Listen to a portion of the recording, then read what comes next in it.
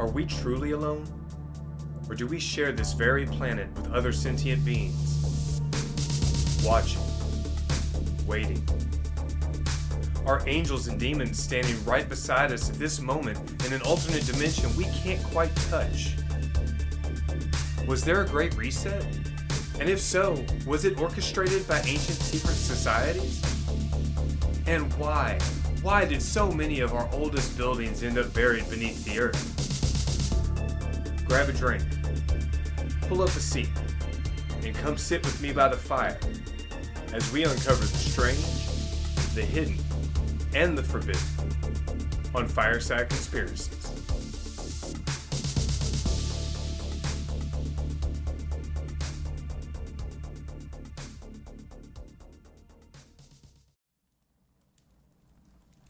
Hey everyone, welcome back into Fireside Conspiracies.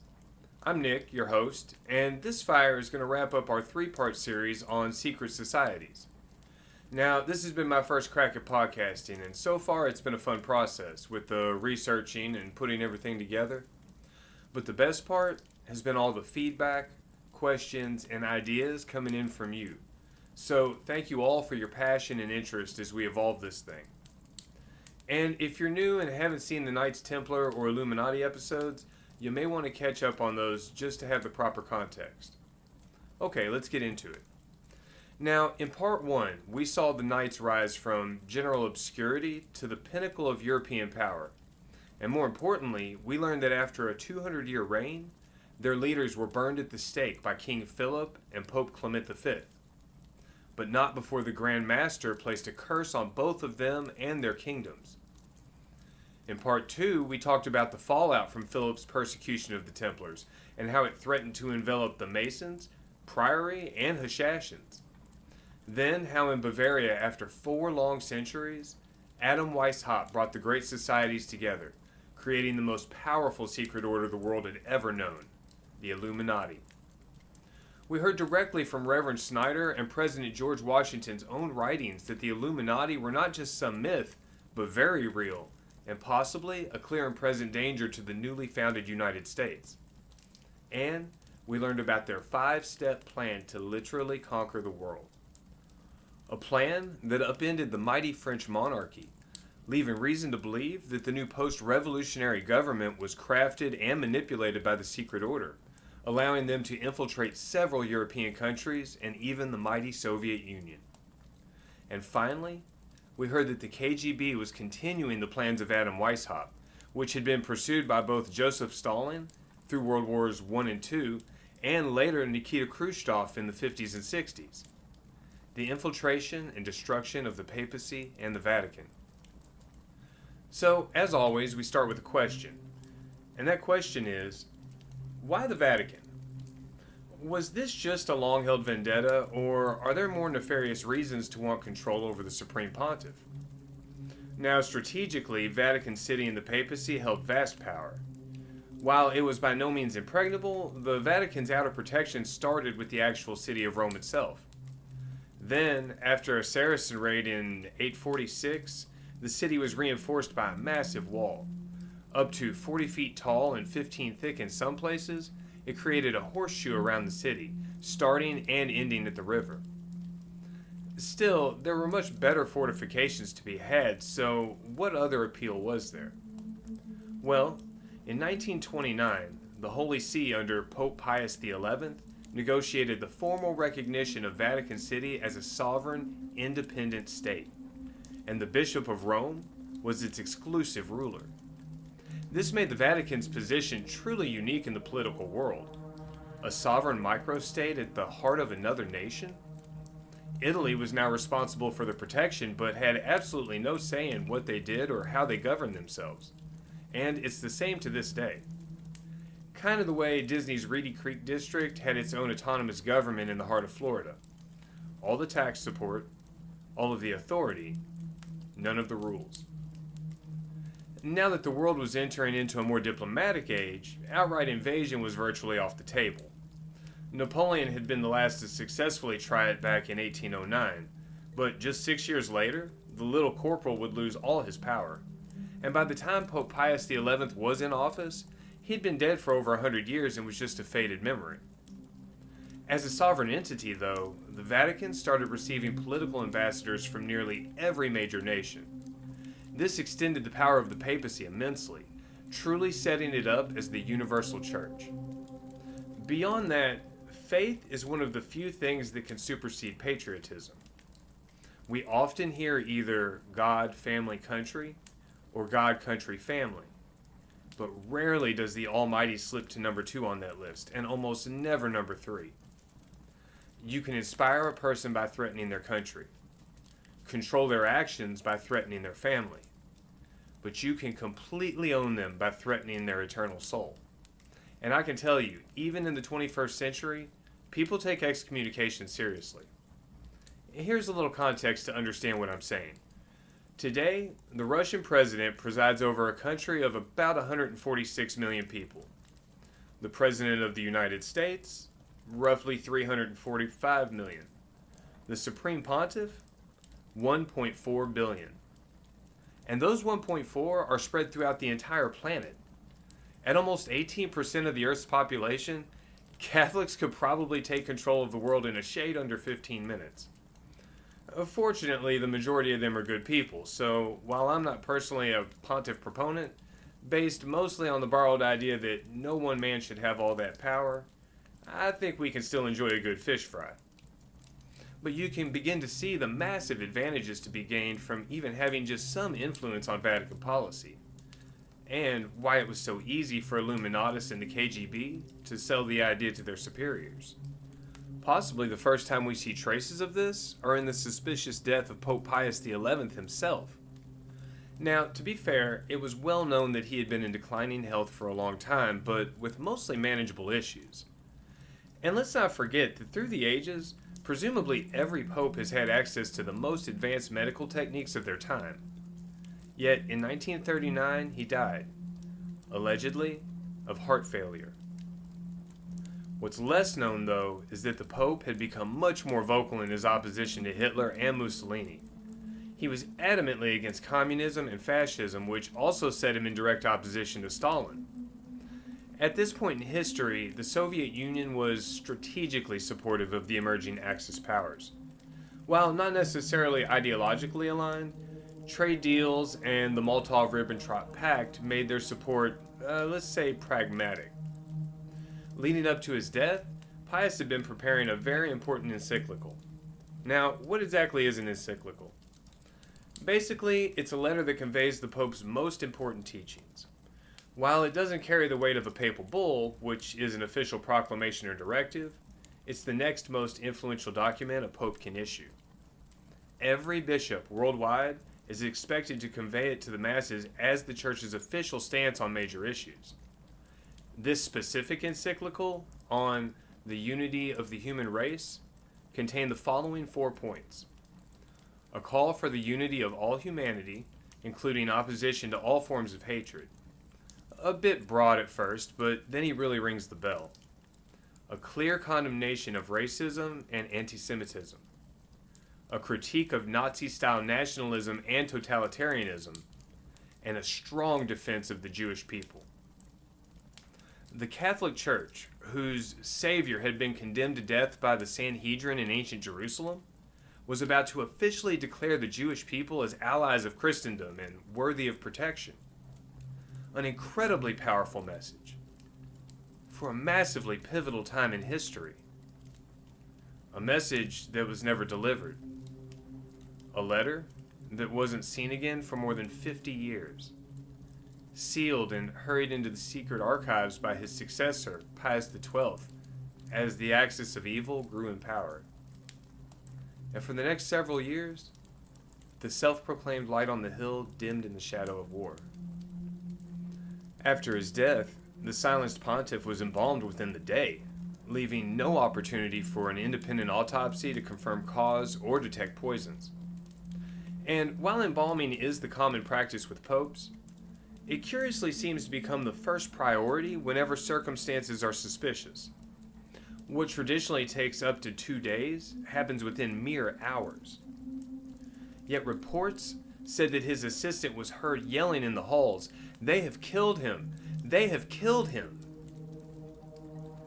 After the Illuminati's success, it would be a while before we see the Order's hand moving again so blatantly. But further investigation into KGB files reveals some of those movements. The story goes that in the mid-1970s, an agent posing as a Ukrainian priest, we'll call him Father Ethan, arrives at the Vatican. He claimed to have been expelled from the Soviet Union for anti-communist speech, something common at the time. He met with a very pro-American circle of clergy, quickly gaining favor and, more importantly, a degree of influence, specifically with Cardinal Vilo's personal assistant. Now, Cardinal Jean-Marie Vilo was a very mysterious, very powerful man. He sat on the right hand of Pope Paul VI as Secretary of State, and more importantly, Vilo served as his Carmelingo. And I'm sure we all remember the lesson Dan Brown and Ewan McGregor taught us. Never trust the Carmelingo. So, the Cardinal's young assistant is introduced by Father Ethan to other KGB spies, and finally, on one of his monthly trips to Milan, he falls into their trap. Agents get to his hotel room before he arrives, installing cameras and microphones. Now, while in the city, he gets connected with a beautiful woman whose job it is to escort him around town to different business meetings, a common practice. At first, he simply meets her at the street, but after a few days, they become familiar and she starts showing up early and waiting in his room. Then one evening, with the cameras rolling, she asks if he has any wine they can drink before leaving for a business dinner. The priest seems a bit thrown off, but obliges and leaves the room to get the drinks. While gone, the woman quickly removes her blouse and bra, then sits down on the bed. The priest returns holding wine glasses, and shortly after, the tape cuts off. If a picture paints 1,000 words, every one of those was guilty. Didn't matter what the truth was. The KGB knew it, and the young priest knew it too. His entire career, and probably his life, now lay in the hands of the Illuminati. Based on stories that we'll get to, it's not a stretch to assume that the compromised young priest set up the cardinal within a short period of time, allowing the KGB to gain control of the second most powerful man in Catholicism. From there, it's just a quick move to the pontiff himself. However, Paul VI was highly focused on Vatican II reforms, and the order was growing frustrated with his personal investigations into finance corruption. Then suddenly, the Pope's condition worsens until one night, he meets with what has become the go-to cause of death for uncooperative pontiffs: heart failure. Once again, we see a very quick embalming, and any physical evidence, such as the Pope's food and drink, destroyed within the hour. Now, the silent hand of the Illuminati needed only to reach out and take what it had always wanted. But in a twist of fate, the cardinals elect a man who would stand in opposition to the order. John Paul I, a highly independent leader whose opposition to financial corruption was even fiercer than his predecessors, though possibly less known. See, while he was cardinal in Venice, the Cattolica Bank was secretly sold to the Vatican for mere pennies on the dollar. Reports say that profits of more than 70 million were reaped by only a handful of people, while many Venetians were crushed, losing their savings and even pensions. That first-hand knowledge of the corruption and underhanded dealings affected John Paul I in much the same way the money changers affected Jesus in the temple. It was both infuriating and highly disturbing to the incoming pontiff.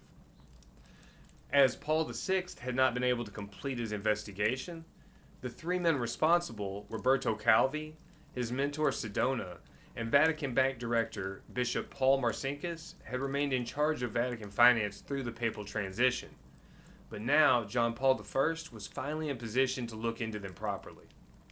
So, he opens investigations almost immediately upon his election.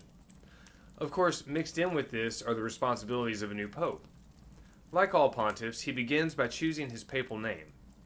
He chose a double name for the first time in history, honoring John XXIII, who had made him bishop, and Paul VI, who had elevated him to Patriarch of Venice, lifting him up to become a cardinal. But he wasn't just shouting out his two predecessors because they promoted him. John Paul I seemed to be a humble man, noting that he lacked the wisdom of the heart he'd seen in John XXIII and culture and preparation of Paul VI, but he aspired to both. He also led the traditional Sunday Angelus from the window of the papal apartments and went through the ceremony of his actual inauguration to become Bishop of Rome. These things were very standard. Yet all the while, his enemies sulked in the shadows, whispering and plotting. The first indication of this is only 2 days after his inauguration. See, in attendance, along with representatives from several countries, was the delegation from the Russian Orthodox Church. It was led by the Metropolitan of Leningrad, Nicodim. Metropolitan here just means the most senior bishop, or as the Russians describe them, the bishop of the mother city. Now, Nicodim was considered a highly devout man who had resisted pressure from the KGB to break stance with Rome.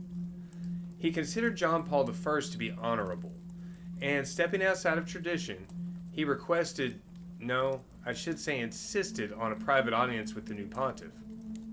So here we have the head of the Russian Church, who lives in the heart of the Soviet Union, adamantly requesting a private audience with an anti-communist pope, which is highly unusual. But John Paul I, against the advice of his advisors, does the unexpected and accepts the request. Now, you'll hear historians say that Nicodim simply wanted to express his love of and trust in the Vatican, but so would everyone there. You're talking about a room full of powerful people that want to ingratiate themselves to the most powerful of them all, the new pontiff.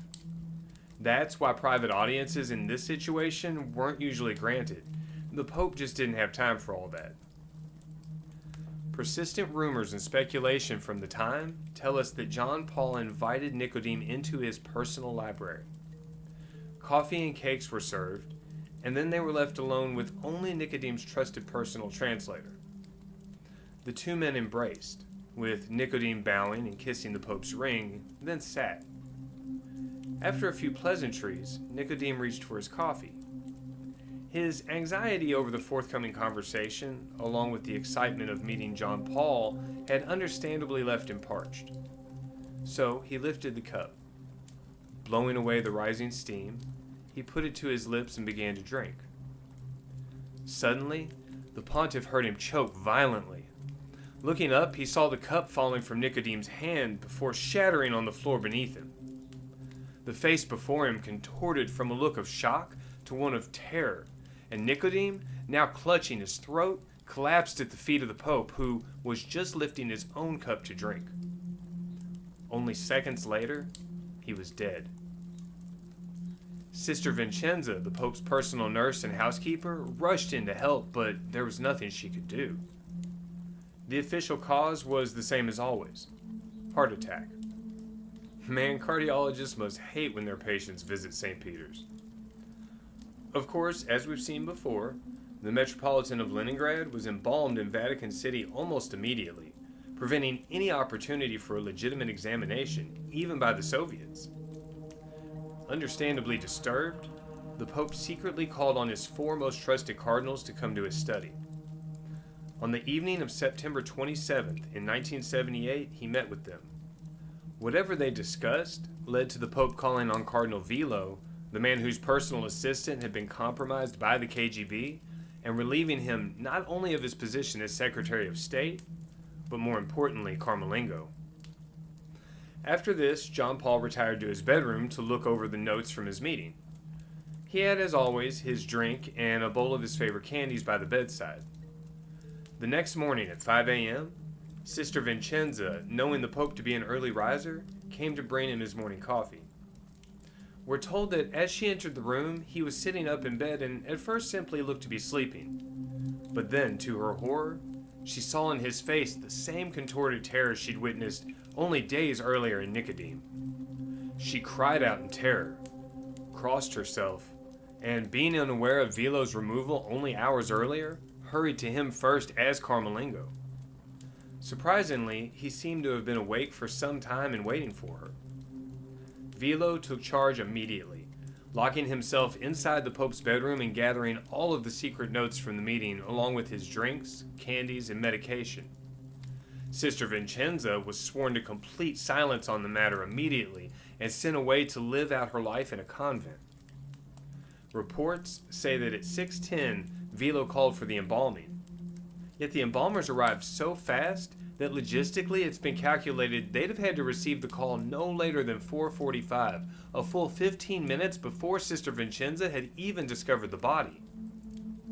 At 7:30, the announcement went out to the world that John Paul I had died of, you guessed it, a massive coronary.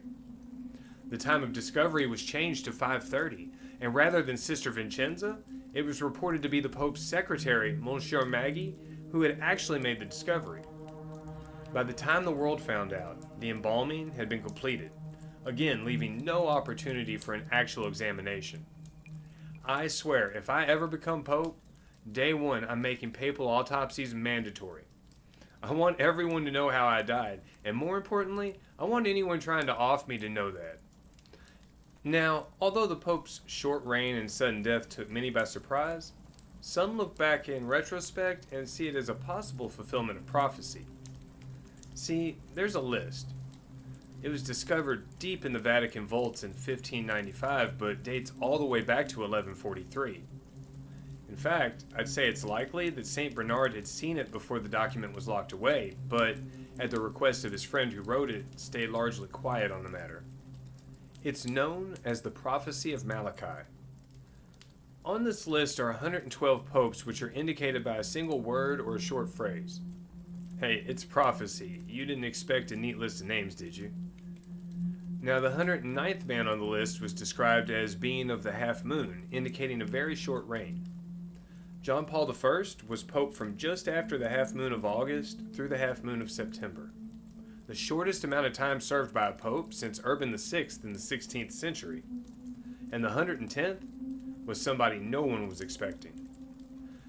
Cardinal Velo summoned conclave, and for 2 grueling days, the cardinals cast ballot after ballot. Finally, after the 8th vote, white smoke rose from the chimney, indicating that there was a new pontiff, and St. Peter's Square exploded in celebration. Now, while the Illuminati had positioned itself well inside the Vatican walls, too many signs had been picked up by the other cardinals. They struggled and debated amongst themselves, excluding Velo and his circle as much as they could, till finally they turned to a man they believed was strong enough to carry on the vigilance of John Paul I, a staunch anti-communist named Karol Wojtyła, better known as John Paul II. He donned the motto De Labore Solis, meaning from the labor of the sun, or the eclipse of the sun. This aligned eerily with Malachi's prophecy. The pontiff's birth and death both took place on solar eclipses, and he would labor more in his travels than possibly any of his predecessors, ministering in 129 countries and spreading the faith like sun rays across the globe. However, despite seeming defeat for the Illuminati, they were not to be dissuaded, and we would witness in real time their determination and resolve, even seemingly in the face of providence. On May 13, 1981, that resolve would be caught on camera and later broadcast for the world to see. During a routine Wednesday general audience, John Paul II was riding slowly in the back of an open-top Jeep. As he circled St. Peter's Square offering blessings to the masses, a man crept through the crowd. It was obvious in the ocean of joyful faces that he just didn't belong. While his eyes, like all others, were fixed on the Pope, they didn't carry any of the hope and excitement that surrounded him. Instead, they were dark, apprehensive, and, as the pontiff drew near, narrowed with purpose. At approximately 5:17, 4 shots rang out, stunning the crowd and sending them into a panic. But none of them were prepared to see the Pope collapse in blood-stained robes. As the Jeep sped away towards the Vatican's Arch of the Bells, where an ambulance awaited, security and patrons alike identified and restrained the assassin. Mehmet Ali Aka, a 23-year-old Turkish national and member of the radical Grey Wolves, was arrested on the spot. Now, the Grey Wolves were very violent, specialized in assassination, and have been identified by some as a Hashashin branch of the Illuminati. Thankfully, though all 4 bullets found targets, no one died that day. 2 of the shots hit tourists, a woman from America and another from Jamaica. The Pope took the third and fourth bullets, with one striking his hand and the other going through his abdomen, missing his spine by less than 2 centimeters. After being rushed to the hospital, surgeons worked late into the night, saying that he was mere moments from death. And as John Paul II lay in the recovery wing of Gemelli Hospital, an investigation was launched. At first, Aliaka portrayed himself as acting alone, but as he began to realize that he was being hung out to dry by his handlers, shouldering the entire consequences of this conspiracy, his loyalties waned, and his confession to Italian police became epic. By the time he was done, he had implicated 4 other Turks, 4 Bulgarians, and admitted that the KGB had masterminded the entire operation. He told them how he'd received help entering Italy illegally, naming Sergei Antonov, a Bulgarian airline employee, and saying that he was working in league with 2 Bulgarian embassy staff. He explained how he'd been trained in international terrorism by KGB experts in Bulgaria and then later Syria. The evidence was so compelling that in 1984 an Italian judge, Ilero Martella, released a finding that the KGB and Bulgarian Secret Service were directly involved in the assassination attempt on John Paul II. He based the finding on 2 main points of evidence. First, Aliaka had obtained a perfectly forged passport to gain entrance to Italy, something that at the time was nearly impossible without high-level assistance. Second, he had unexplainable funding that allowed him to stay in Bulgaria, Switzerland, Syria, and other European countries for extended periods. His confession sent shockwaves throughout the world, and in the spring of 1985, the 8 men went to trial for conspiracy to murder the Pope. As the examinations began, several Turks admitted to aiding Aliaka in his travel from Turkey through Bulgaria and into Italy. Another said he had made payments to Aliaka from the Bulgarians on trial. One even admitted to delivering the weapon to him while at a restaurant in Milan. Yet in the face of overwhelming evidence and testimony, the Illuminati's power was once again displayed. At the conclusion of the trial, when most reporters were preparing articles about convictions, the jury ruled that there was insufficient evidence and acquitted all 8 men. Now, as is the tradition in Italy, this trial used 2 judges and 6 jurors. And while the presiding judge was outspoken in his belief of the men's guilt, the rest of the jury, those easier to get to, appeared to have succumbed to the pressure of the Illuminati. After that, many were left wondering, if they could close their hand around Italian justice, just how far did the ancient order's reach extend? But again, what if they were just seeing prophecy unfold? St. Malachi listed 2 more popes. The 111th motto was the glory of the olive. John Paul's successor took the name Benedict, and the symbol of the Benedictine order is the olive branch. His resignation was the first time a pope had willingly stepped down in over 600 years, and it was widely said to be a glorious act of humility. Then there's the 112th and final pontiff. This one carries a little more detail. Malachi says, "In the extreme persecution of the Holy Roman Church, there will sit Peter the Roman, who will feed his flock amid many tribulations, after which the 7-hilled city will be destroyed, and the dreadful judge will judge his people." The end. Now, you'd rightly ask, wasn't that Pope Francis? Possibly. But in Catholicism, there's something called the anti-pope.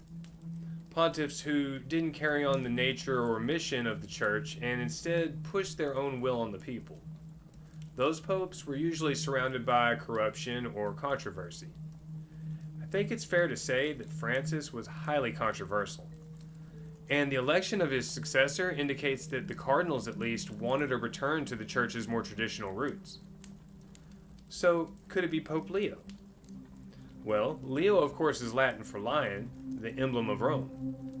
His name, Francis Prevost, connects him to St. Francis of Rome and possibly to Peter, who was allegedly the first pope.